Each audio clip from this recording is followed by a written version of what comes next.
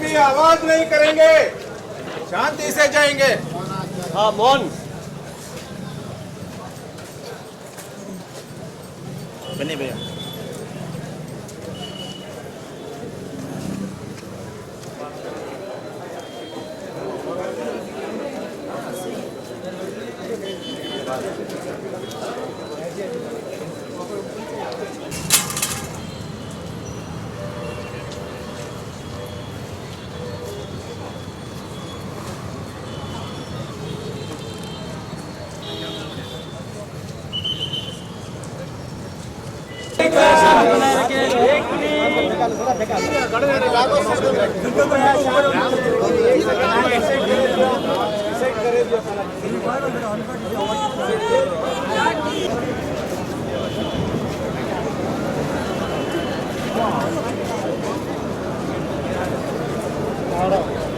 ಹಾಗೂ ಗಿರಿವಿ ವಂದನ ಸದಸ್ಯರೇ ಹಾಗೂ ಜವಳಿ ವರ್ತಕರ ಎಲ್ಲ ಸದಸ್ಯರೇ ಹಾಗೂ ಎಲ್ಲ ವ್ಯಾಪಾರಸ್ಥರಲ್ಲಿ ನಾನು ವಿನಂತಿ ಮಾಡಿಕೊಳ್ತೇನೆ.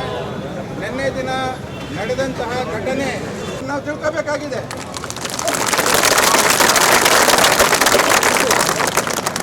ಯಾರೋ ನಿನ್ನೆ ಮೊನ್ನೆ ಬಂದಂತ ಪುಡ್ಕೋಸಿ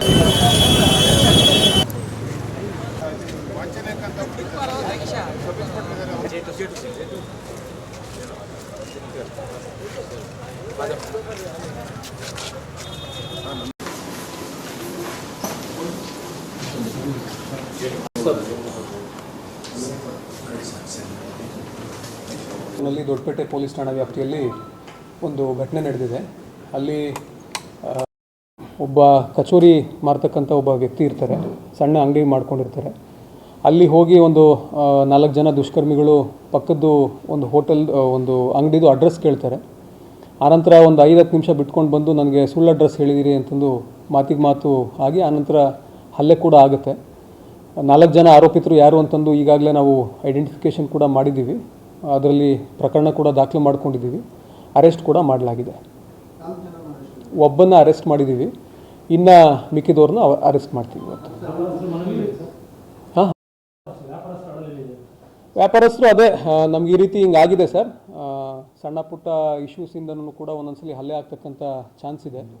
ಸ್ವಲ್ಪ ಬೀಟನ್ನು ಹೆಚ್ಚು ಮಾಡಿ ಅಂತಂದು ಹೇಳಿದ್ದಾರೆ. ಸೊ ಅದನ್ನು ಬೀಟನ್ನು ಹೆಚ್ಚು ಮಾಡ್ತಕ್ಕಂಥ ವ್ಯವಸ್ಥೆಯನ್ನು ನಾನು ಮಾಡಿದ್ದೀನಿ.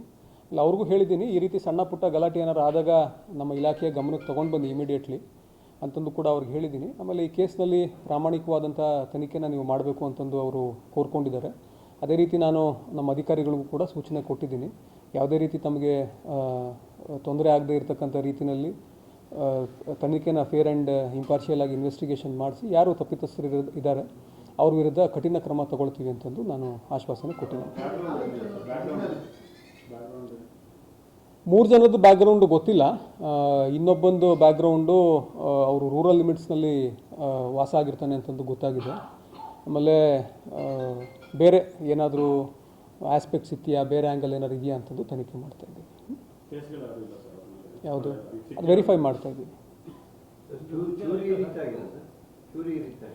ಒಂದು ಶಾರ್ಪ್ ಆಬ್ಜೆಕ್ಟ್ ಇತ್ತು ಅಂತಂದು ಹೇಳ್ತಾರೆ, ಅದನ್ನು ಪರಿಶೀಲನೆ ಮಾಡ್ತಾಯಿದ್ದೀವಿ. 2 ಗಾಯ ಆಗಿದೆ. ಹಾಂ, ನಾನು ಕೇಳಿದೆ ಅಂಗಡಿಯವ್ರಿಗೆ ಏನಾದ್ರು ಗೊತ್ತಿದ್ದಾರಾ ಅವರು ಅಂತಂದು. ಸಡನ್ ಪ್ರೊವೊಕೇಶನ್ ಆಗಿದೆ ಅಂತಂದು ಮೇಲ್ನೋಟಕ್ಕೆ ಕಂಡು ಬರ್ತಾ ಇದೆ. ಸೊ ಎಲ್ಲ ಆಯಾಮದಲ್ಲೂ ಕೂಡ ತನಿಖೆ ಮಾಡೋಣ ಅಂತ ಹೇಳ್ತೀನಿ. ಹಾಂ, ಆರಾಮಾಗಿದ್ದಾರೆ, ಏನು ತೊಂದರೆ ಇಲ್ಲ. ಮದನ್ ಅಂತ, ಮದನ್ ಅಲಿಯಾಸ್ ಮಂಜುನಾಥ್ ಅರೆಸ್ಟ್ ಆಗಿರೋದು. ಏಜ್ ಅರೌಂಡ್ 35 ಏನೋ ಬರುತ್ತೆ. 6 ಗಂಟೆ ಸಂಜೆ 6 ಗಂಟೆ ಅಷ್ಟೊತ್ತಿಗೆ ಒಂದು 4 ಜನ ಬಂದು ಕೇಳ್ತಾರೆ ಫ್ಯಾನ್ ರಿಪೇರಿ ಮಾಡಬೇಕು ಅಂತ. ಅದಕ್ಕೆ ನಮ್ಮಣ್ಣ ಆ ಕಡೆ ಹೋಗಿ ಅಂತ ಅಂದರು. ಅಲ್ಲಿ ಅಂಗಡಿ ಕ್ಲೋಸ್ ಇದ್ದಿದ್ದ ಕಡೆಯಿಂದ ಮತ್ತೆ ಬರ್ತಾರೆ ರಿಟರ್ನು. ಅವ್ರು ಬಂದಿದ್ದ ಕೂಡಲೇ ಬೈಕೊಂಡು ಬರ್ತಾ ಇರ್ತಾರೆ.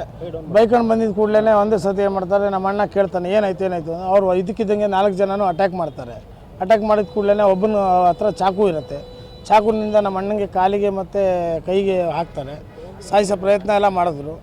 ಅದು ಜನ ಎಲ್ಲ ಇದ್ದರು, ಎಲ್ಲ ಇದು ಮಾಡಿದ್ರು. ಆಮೇಲೆ ನಾವು ಕಂಪ್ಲೇಂಟ್ ಕೊಟ್ವಿ. ಕಂಪ್ಲೇಂಟ್ ಕೊಟ್ಟ ಮೇಲೆ SP ಸಾಹೇಬರು ಮತ್ತು ನಮ್ಮ DSP ಸಾಹೇಬರು ಮತ್ತು ಸರ್ಕಲ್ ಸಾಹೇಬರು ಎಲ್ಲರೂ ನಮಗೆ ಸಪೋರ್ಟ್ ಮಾಡ್ತಾಯಿದ್ದಾರೆ. ನಮಗೆಲ್ಲರೂ ಹೇಳಿದ್ದಾರೆ, ಒಬ್ರಿಗಾಗ ನಾವು ಆಲ್ರೆಡಿ ಅರೆಸ್ಟ್ ಮಾಡಿದ್ದಾರೆ, 3 ಜನಗೂ ನಾವು ಹಿಡಿತೀವಿ ಅಂತ ನಮಗೆ ಹೇಳಿದ್ದಾರೆ. ಅವ್ರ ಕಡೆಯಿಂದನೂ ನಮಗೆ ಒಳ್ಳೆ ಬೆಂಬಲ ಇದೆ. ನಮ್ಮ ವರ್ತಕರ ಸಂಘದಿಂದ ಎಲ್ಲರಿಂದ ನಮಗೆ ಒಳ್ಳೆ ಬೆಂಬಲ ಸಿಕ್ಕಿದೆ. ನಮ್ಮ ಎಲ್ಲರ ಪ್ರೀತಿಯೂ ನಮಗೆ ಸಿಕ್ಕಿದೆ. ಅದೇ ನಮ್ಮ ನಮಸ್ಕಾರಗಳು. ಕ್ರಮ ಕೈಗೊಳ್ಳಬೇಕು ಅಂತ ನಾವು ವಿನಂತಿ ಮಾಡ್ತೀವಿ. ಈಗ ನಮ್ಮ ಅಣ್ಣ ಪರವಾಗಿಲ್ಲ, ಆರಾಮಿದ್ದಾರೆ. ಹಾಂ, ಆಸ್ಪತ್ರೆಯಲ್ಲಿದ್ದಾರೆ. ಅಶೋಕ್ ಸಂಜೀವನಿಯಲ್ಲಿದ್ದಾರೆ. ಕಾಲಿಗೆ ಮತ್ತು ಕೈಗೆ ಹೊಲಿಗೆ ಎಲ್ಲ ಆಗಿದೆ. ನಿನ್ನೆ ದಿವಸ ಒಂದು ಹಗರಣ ಆಗಿದೆ. ಆ ಹಗರಣದಲ್ಲಿ 3-4 ಜನ ಒಂದು ಬೈಕ್ನಲ್ಲಿ ಕೂತ್ಕೊಂಡು ಗಾಂಧಿ ಬಜಾರಿಗೆ ಬಂದು, ಗಾಂಧಿ ಬಜಾರ್ನಲ್ಲಿ ಒಬ್ಬ ವ್ಯಕ್ತಿ ಕೇಳಿದ್ದಾರೆ, ನಾನೇನೋ ಒಂದು ಖರೀದಿ ಮಾಡಬೇಕು, ಅಂಗಡಿ ಎಲ್ಲಿದೆ ಅಂತೇಳಿ. ಅವರು ಪಾಪ ಅವ್ರು ಹೇಳಿದ್ದಾರೆ, ಇಂಥ ಕಡೆ ಹೋಗಿ ಅಲ್ಲಿ ಒಳ್ಳೆ ಐಟಮ್ ಸಿಗುತ್ತೆ ಅಂತೇಳಿ. ಅಲ್ಲಿ ಹೋದಾಗ ಆ ಅಂಗಡಿ ಬಾಗಿಲಾಕಿತ್ತು.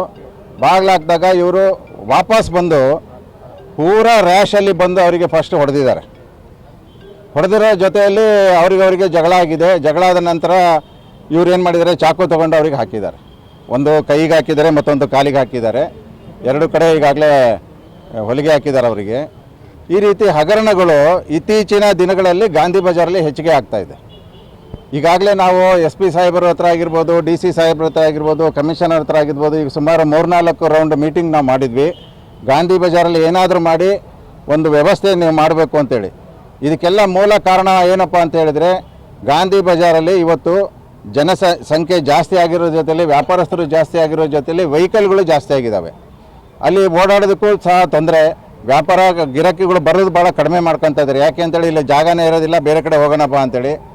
ಈ ಒಂದು ಪರಿಸ್ಥಿತಿ ಒಳಗೆ ನಾವು ಶಾಂತ ರೀತಿಯಿಂದ ವ್ಯಾಪಾರ ಮಾಡ್ಕೊಂಡು ಹೋಗ್ತಾ ಇದ್ರು ಸಹಿತ ನಮ್ಮ ವ್ಯಾಪಾರಸ್ಥರ ಮೇಲೆ ಇವರು ಗೂಂಡಾಗಿರಿ ಮಾಡ್ತಾರೆ ಅಂತ ಹೇಳಿದರೆ ಯಾವ ಲೆವೆಲಲ್ಲಿ ಇವತ್ತು ಶಿವಮೊಗ್ಗ ಹೋಗ್ತಾ ಇದೆ.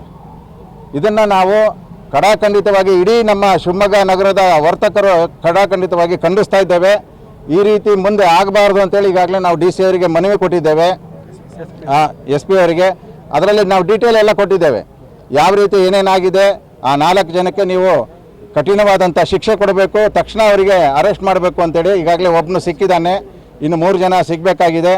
ಕೋಟೆ ಗಂಗೂರ್ನವರಂತೆ ಅವರನ್ನು ಇವರು ಸದೆ ಬಡಿತೀವಿ, ನಾವೆಲ್ಲ ವ್ಯವಸ್ಥೆ ಮಾಡ್ತೀವಿ ಅಂತ ಈಗಾಗಲೇ SP ಸಾಹೇಬರು ನಮಗೆ ಭರವಸೆ ಕೊಟ್ಟಿದ್ದಾರೆ.